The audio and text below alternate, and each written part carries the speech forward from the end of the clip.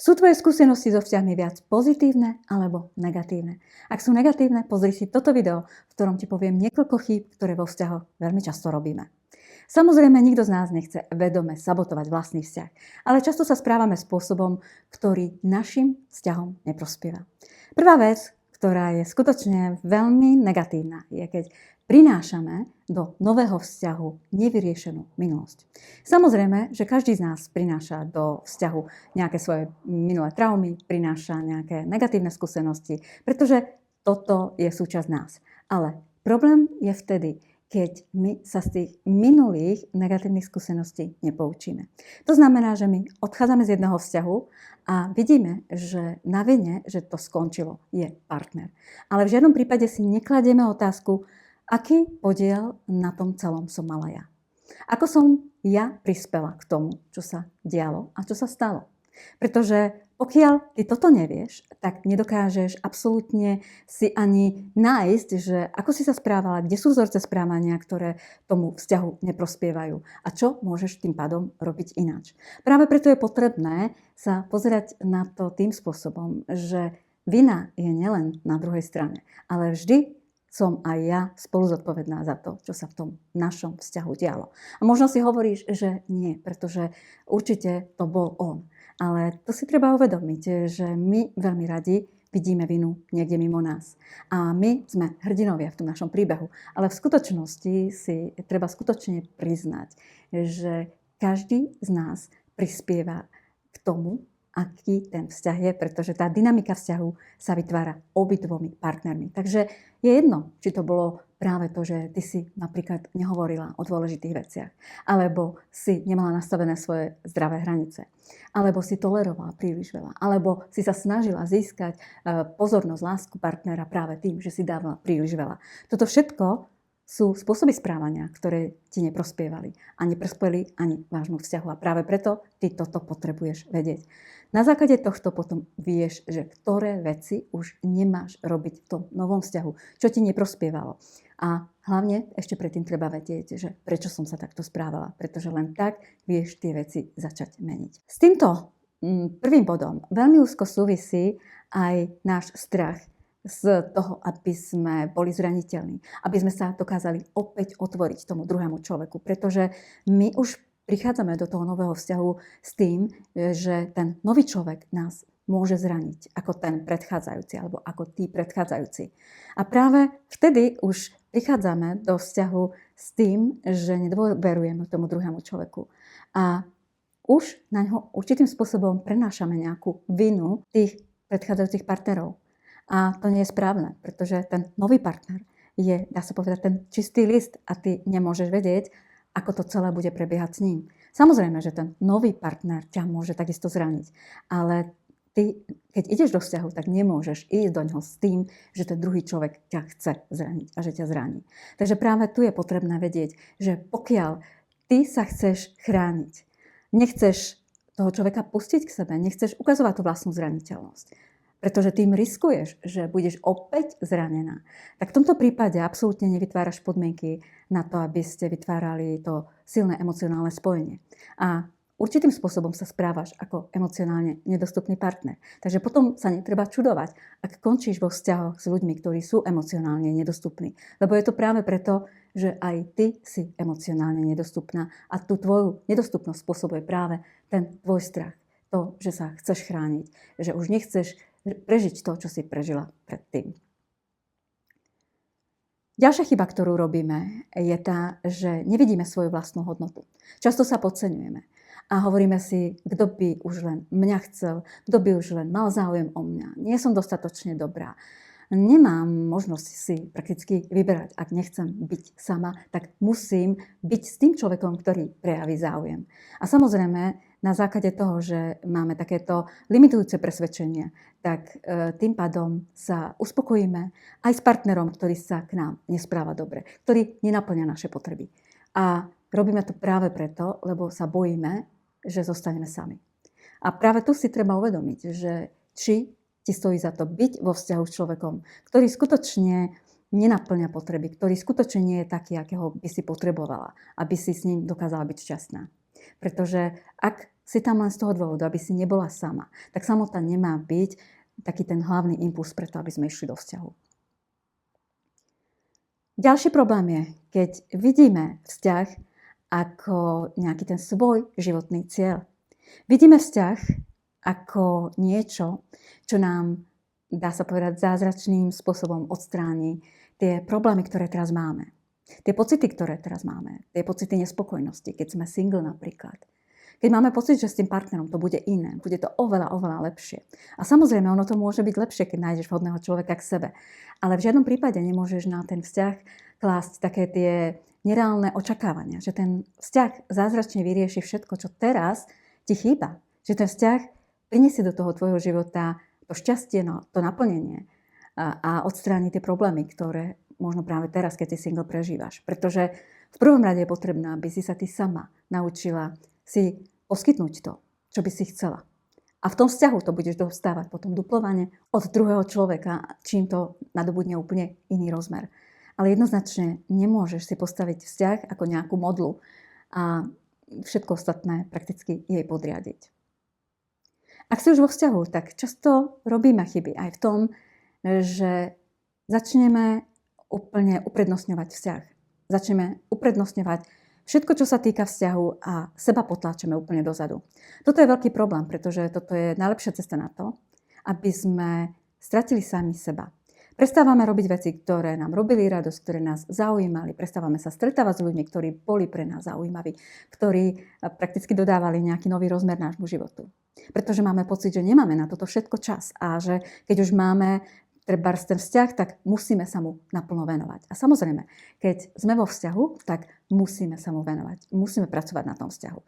Vyžaduje si to veľa času, veľa energie. A je to neprestajná práca, pretože to je nikdy nekončiaca práca, ak chceš, aby vzťah fungoval. Ale to neznamená, že musíš preto úplne odsunúť všetko ostatné. Pretože ak ty odsunieš všetko ostatné, stane sa to, že ty strácaš tú vlastnú identitu. Ty už nie si ten človek, ktorý vstupoval do vzťahu. Pretože úplne sa mení to, čo je pre teba dôležité.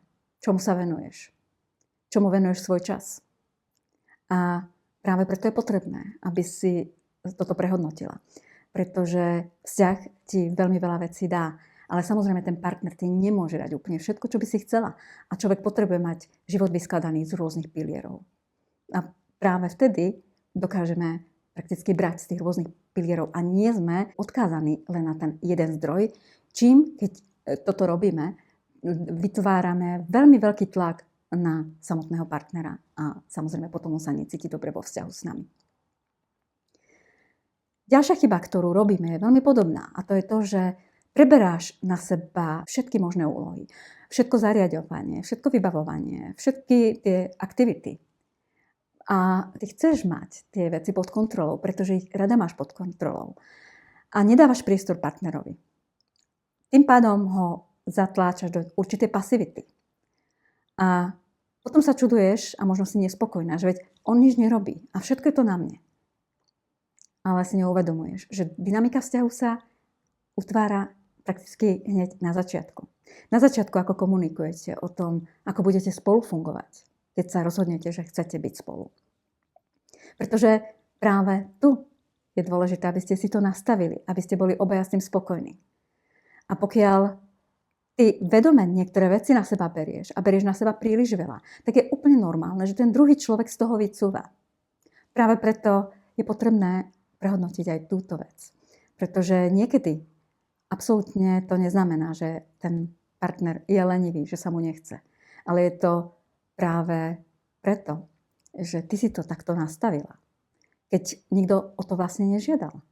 Ale ty si myslela, že to takto má byť. A potom zistíš, že toho máš vyššie hlavy a že to už nezvládaš a nedávaš. Častým problémom je aj to, že v tom tvojom vzťahu absolútne nekomunikuješ tak, ako by si komunikovať mala. Robíš alebo hráš tzv. Tiché hry.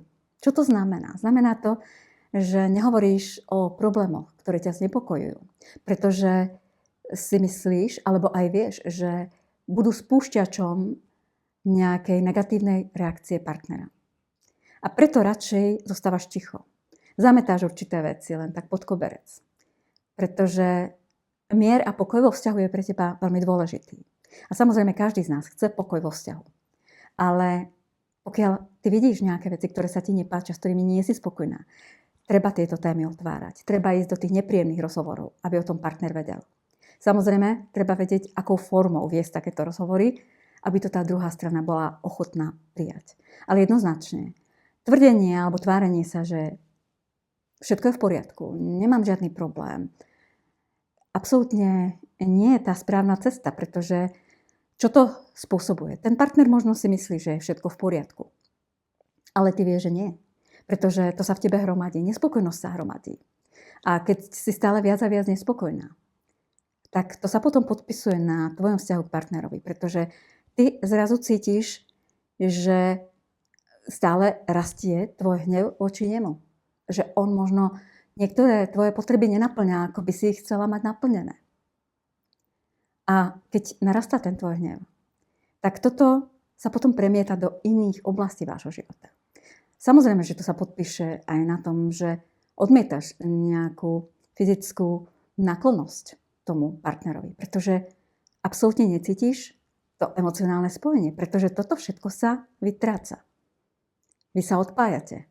A ako náhle sa dva ľudia začnú emocionálne odpájať, tak samozrejme sa potom už zhoršuje ten vzťah, pretože už sa z vás stávajú takí cudzí ľudia pod jednou strechou. Takže práve preto je potrebné, aby si neviedla ten život tak, že si myslíš, že pre zachovanie pokoja budeš musieť obetovať to, aby si povedala veci, ktoré ťa znepokojujú. Ale je potrebné ísť skutočne do tých otvorených, nepríjemných, ťažkých rozhovorov. Pretože práve vyriešenie ťažkých problémov posilňuje vzťah a spája ľudí. Ďalším veľmi častým problémom je, keď porovnávaš partnera s inými partnermi, s manželmi, s priateľmi a ukazuješ mu, že čo ten a ten muž robí pre svoju partnerku, pre svoju manželku, pre svoj vzťah. A v tomto prípade absolútne nedostaneš a nedocieliš to, čo by si chcela, pretože ten partner sa necíti dobre, cíti sa neuznávaný. Cíti sa prakticky, ako by absolútne nič nerobil. Ako by bol zbytočný, ako by nič nedával. Toto nevyvolá v ňom potrebu, aby niečo robil. Ale práve opak. Že on nebude robiť už vôbec nič. A ešte sa aj nahnevá. Prestane s tebou komunikovať. Pretože porovnávať sa navzájom absolútne nikdy nevedie k niečomu dobrému. To vidíme aj na tom, keď sa my sami porovnávame s niekým, kto sa nám veľmi páči. Koho obdivujeme, na koho by sme sa prakticky chceli dotiahnuť. A vidíme, že my sme iní, cítime sa možno menej. A práve tie pocity menej cennosti, pokiaľ porovnávaš toho partnera s niekým iným, vyvolávaš v ňom. Takže práve preto si treba dať na to veľký pozor. Takisto si treba dať pozor na to, keď toho partnera chceš meniť. Keď si hovoríš, ale keby on toto, a keby on tamto zmenil, a keby on takto toto robil. Jednoznačne toto nie je tiež dobrá cesta, pretože ani ty nemáš rada, aby ti niekto hovoril, že ako sa máš zmeniť a že skrátka máš byť iná, ako v reále si, pretože to partnerstvo je o tom, že si uvedomujeme, že každý z nás má svoje chyby, každý z nás má svoje nedostatky, každý z nás má svoje slabé stránky, ale že tohto človeka sme si vybrali a chceme byť s ním napriek tomuto. Pretože vieme, že tie iné pozitívne stránky, ktoré má, sú pre nás dôležitejšie, pretože tie vytvárajú tú podstatu nášho vzťahu. A pokiaľ vidíš, že by si na tom partnerovi chcela veľmi veľa vecí meniť, tak v tomto prípade je možno potrebné sa zamyslieť, že či naozaj je to pre teba ten vhodný človek. Pretože my by sme mali tých druhých ľudí brať takých, akí sú. Samozrejme, že ten človek by mal rásť s nami. A pokiaľ ten človek nechce rásť, pokiaľ nechce robiť niečo pozitívne, pokiaľ to berie tak, že ja som taký, ja už sa nezmením a ty ma ber, alebo choď, tak toto nie je tiež dobrý prístup, pretože v tomto prípade vidíme, že ten človek absolútne nemá sebareflexiu ani snaží sa meniť veci, ktoré možno nie sú pozitívne a nevplývajú dobre na vzťah. Ale my nemôžeme chcieť meniť druhého človeka na svoj obraz a dávať mu nejaké inštrukcie, ako to má robiť. Práve to, že vyjadrujeme tú neustálu nespokojnosť, vedie k tomu, že ten človek sa cíti, že nie je žiadaný, že absolútne po ňom netúžiš, že ťa nepriťahuje. A toto potom opäť spôsobuje, že sa vytráca to naše spojenie, vytráca sa tá blízkosť, vytráca sa to, čo nás má držať pokope. Veľmi veľkou chybou je aj to, keď máš veľký strach z toho, aby si zostala sama. Tento strach trápi veľa ľudí, pretože ľudia všeobecne túžia po blízkosti, po spoločnosti iného človeka. A byť sám je pre niekoho veľmi ťažké. Pre niekoho je to ľahšie, pre niekoho je to veľmi ťažké. Ale pokiaľ máš veľký strach zo samoty, tak toto ťa môže motivovať, aby si zostávala vo vzťahu, o ktorom vieš, že absolútne nie je dobrý. Že dokonca tento vzťah je toxický. Ale napriek tomu to zostávaš, pretože máš pocit, že aj to zlé, čo máš, je lepšie ako to neznáme. A práve preto si ochotná zostávať tam, kde by si zostávať nemala. Samozrejme, že odchod zo vzťahu je veľmi vážna téma a je to veľmi ťažké rozhodnutie. A samozrejme, každý má aj iné podmienky a inú situáciu, takže nedá sa len tak povedať, že nie si spokojná, tak choď. Pretože úplne inú štartovaciu čiaru má žena, ktorá nemá deti, a ktorá je finančne zabezpečená, vie sa o seba postarať. Úplne inú štartovaciu čiaru má žena, ktorá je závislá finančne od partnera a má strach, že či sa dokáže sama uživiť. A úplne iné podmienky na odchod má žena, ktorá má napríklad deti. Takže toto treba samozrejme zvažovať. Ale strach zo samoty by nemal byť ten motivátor a ten jediný dôvod, ktorý ťa drží, aby si zostávala vo vzťahu, o ktorom vieš, že sa v ňom necítiš dobre a že toto nie je dobrý vzťah pre teba. Takže toto bolo niekoľko takých chýb, ktoré veľmi často vo vzťahoch robíme. Pokiaľ ťa zaujíma viac, tak videá na túto tému nájdeš aj v Akadémii vzťahov. Link na Akadémiu vzťahov nájdeš pod týmto videom. Ďakujem ti pekne za pozretie a teším sa na stretnutie už o týždeň.